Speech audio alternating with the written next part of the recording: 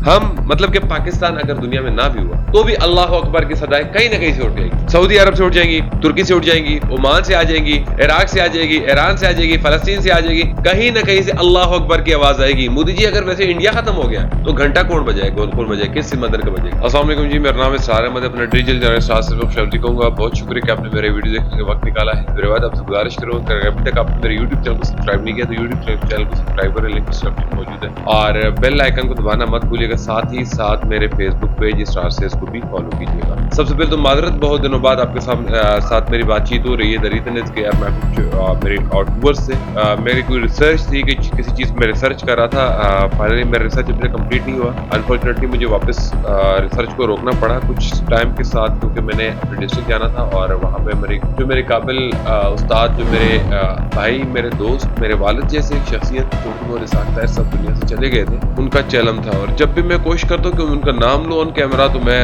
Emotional हो जाता हूँ, मेरी आंखें नम हो जाती, तो इसलिए मैं उन पे आज तक बात नहीं कर सका।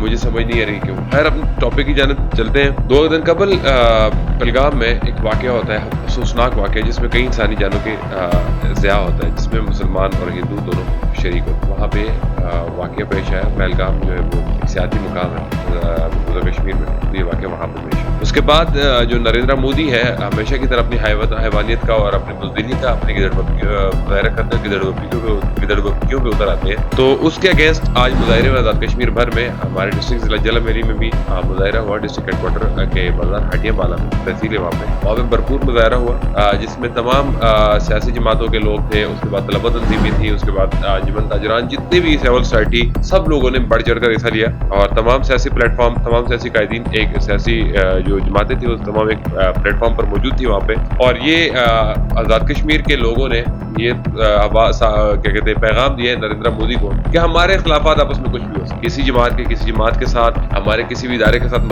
इख्लाफात हो सकते, लेकिन जब बात आएगी मुल्क पाकिस्तान की तो भाई हम सब एक होंगे, फिर तुम्हारी नहीं सुनी जाएगी, फिर तुझे मौका नहीं दिया जाएगा। तो पहलगाम जो हमला हुआ, इसमें मैं रिसर्च कर रहा था रात से ही। मैंने इंडियन कुछ जो है ना इंडियन सिटीजन थे, उनकी मैंने वीडियोस देखी। वहाँ पे एक सिटीजन ने ये पॉइंट अरेज किया था कि नरेंद्र मोदी जी, बताया जाए कि आपने वहां से एकदम वो जो चौकियां थी वहां पे, वो जो चेक पोस्ट थी, वो कैसे वहां से हटाएगी। मतलब कि वो जो एरिया था उसके लिए चेक पोस्ट थी, ऑब्वियसली वो चेक पोस्ट एकदम से खत्म की गई। उसके बाद ये पहलगाम का वाकया होता है। इसका सीधा मतलब है जी कि इसमें नरेंद्र मोदी शामिल है। खैर, ये पहलगाम का वाकया होता है, तो पहलगाम के वाकये के बाद सब लोग इस पे, इवन दोस्त आज़ाद कश्मीर, पाकिस्तान, तमाम लोग, इवन दोस्त आज़ाद कश्मीर के मिनिस्टर्स, उस पर अपना बयान जारी करते हैं कि बहुत अफसोसनाक वाकया है। लेकिन इंडियन मीडिया जो है ना, हमेशा की तरह अपनी रेटिंग के चक्कर में, जिस तरह के बॉलीवुड की फिल्म पाकिस्तान में अटैक के बगैर जो कामयाब नहीं होती। बस उनको एक ही भाई बात मिली है, जो इंडियन बॉलीवुड है, वो अपने बॉलीवुड है, इवन दोस्त के जितने भी है यार इंडियन के, वो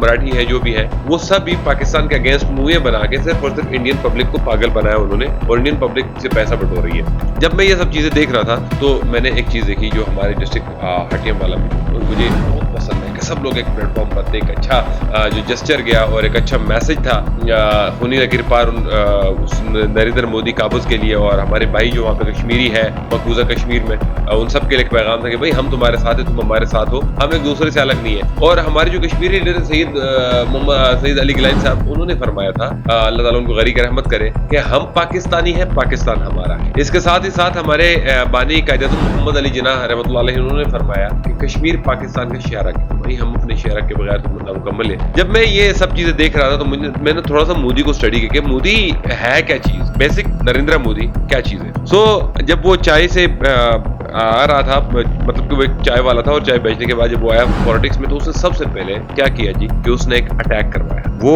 अटैक जो था 2002 में ये अटैक हुआ गुजरात। सबसे पहले 100 हिंदू लोगों की कुर्बानी दी उस बंदे ने वहां पे।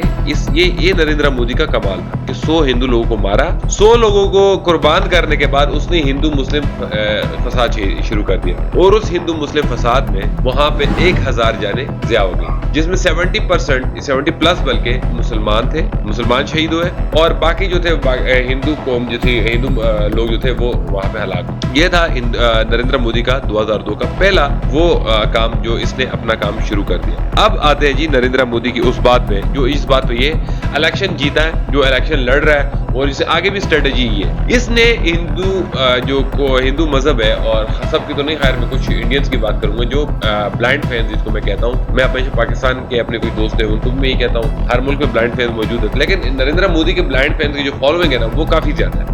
अब नरेंद्र मोदी साइकी समझ गया कि भाई जब भी मैं कुछ ऐसा काम करूंगा, जब मेरी पॉपुलैरिटी कम होगी कौम में, अपने लोगों में, तो मैं हिंदू मुस्लिम फसाद फैलाऊंगा। आप देख रहे हैं कि इस टाइम इंडिया में मुसलमानों के साथ कितना जुल्म हो रहा है। इवन तो उसके हमारे इबादतगाह है, वहां पे जो मसाजिद मौजूद है उस पे झंडे लग रहे हैं, मसाजिद को शहीद किया जा रहा है, मुसलमानों के साथ जुल्म किया जा रहा है। बहनों, जो हमारी बहनें वहां पे मुसलमान बहनें मौजूद है, उनके सर से दुपट्टा उतारा जा रहा है, उनके मुंह से नकाब उतारी जा रही है, उनके अबाए को उनके उतार के उनको तस्लील किया जा रहा है। ये सब कुछ इंडिया में आज का लाभ है। इवन दोस्त के वहां पे जानवर ज़बह यानी गाय भी ज़बह नहीं कर सकते। ये नरेंद्र मोदी की एक स्ट्रेटजी जो जा रही है। अब जब नरेंद्र मोदी ने 2002 के बाद जब वो चलते चलते इलेक्शन जीत गया, इलेक्शन जीतने के बाद बैड लक इस क्या कहते हैं इंडियन कौम की है कि वो इलेक्शन जीते, और उसके बाद उसने सबसे जब लास्ट पहले इलेक्शन जीता, दूसरा इलेक्शन जीतने के लिए उसने कहा कि पुलवामा अटैक कर। 2019 पुलवामा अटैक में 100 से ज्यादा लोग मेरे ख्याल है उस टाइम मर गए थे, और वो इंडियन फौजी थे। अब उसने पुलवामा अटैक जो था वो पाकिस्तान के साथ जोड़ा, और उसने पाकिस्तान पे जिसको कहते हैं सर्जिकल स्ट्राइक इनके नजर में,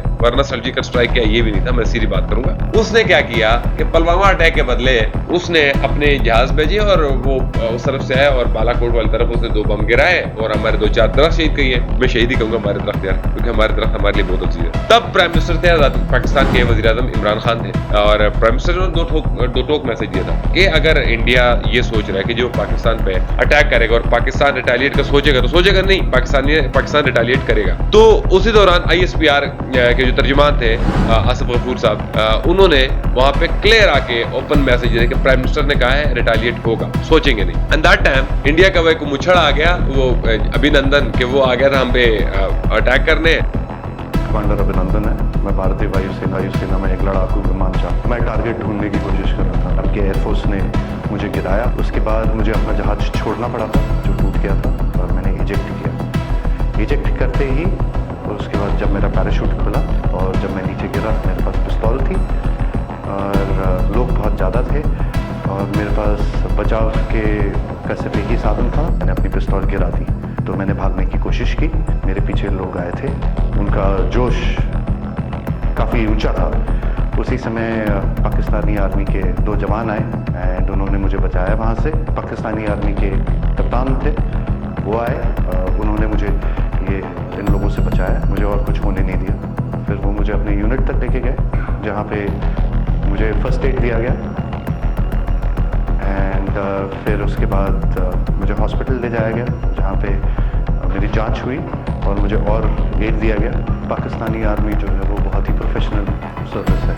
आई see peace in it. I have spent time with the Pakistani army. I am very impressed. Indian media बात हमेशा बढ़ा चढ़ा के कहती है, जो छोटी सी चीज़ होती है उसका बहुत ही उसको इतना आग लगा के, इतनी मिर्च लगा के बोलते हैं, वो उसमें लोग बहकावे में आ जाते हैं। तो उसको तो लोगों ने, पाक आर्मी ने, जो हमारी एयरफोर्स है, उन्होंने उसकी जहाज को गिराया और वो चढ़ गए। हमारे अवाम क्या थे, अवाम ने उसके खैर खासी तबीयत फ्रेश कर, लेकिन पाक आर्मी के जवानों ने उसको बचाया। जवानों ने बचाने के बाद एक कप चाय पिलाई। The T was fantastic. याद है ना मोदी जी, याद है इंडियन दोस्तों, द टी वॉज फैंटास्टिक। ये मैंने अभिनंदन का जुमला कोट किया है। तो वो एक हमने उनका जहाज गिराया MiG-21, ठीक है, और उसके बदले हमने इनको पिलाई एक कप चाय। खैर ये बात ठंडी हो गई। फिर उसके बाद मोदी साहब को ना कभी कभार खारिश आ जाती थी, और खारिश आने के साथ साथ उसने क्या किया कि, और इसी 2019 में अगस्त में इसने क्या किया, आर्टिकल 370 जो कश्मीर की खसूसी हिस्से थे उसको इसने खत्म कर दिया, जिस पर प्राइम मिनिस्टर इमरान खान ने उस टाइम यूनाइटेड नेशन में जाके मोदी की अच्छी बड़ी ठुकाई कर proves we will immediately take action because we've clamped down on these groups. Rather than sending us any proofs, they sent their jets in, they bombed us. We retaliated. A jet, 2 of their planes were shot down. One pilot bailed out in Pakistan. We immediately returned the pilot, saying that, look, we do not want any escalation. rather than taking that as a peace gesture, the entire campaign, almost the entire campaign of Mr. Modi in the election was how he had taught Pakistan a lesson that jets had killed 350 terrorists. Complete lie. They had just killed about 10 trees of ours, which was quite painful given that, we are growing all these trees. The election campaign, Mr. Modi used words like, this is just a trailer. The movie is about to start. I went into Pakistan and taught them a lesson. This was the election campaign. Okay, so we thought, us politicians make all these statements to win elections. So, okay, after elections, we'll get back to our normal relationship. Well, the moment the elections ended, we approached India, no response, but then we discovered they were trying to push us in the FATF blacklist to bankrupt us. That's when we realized there was an agenda.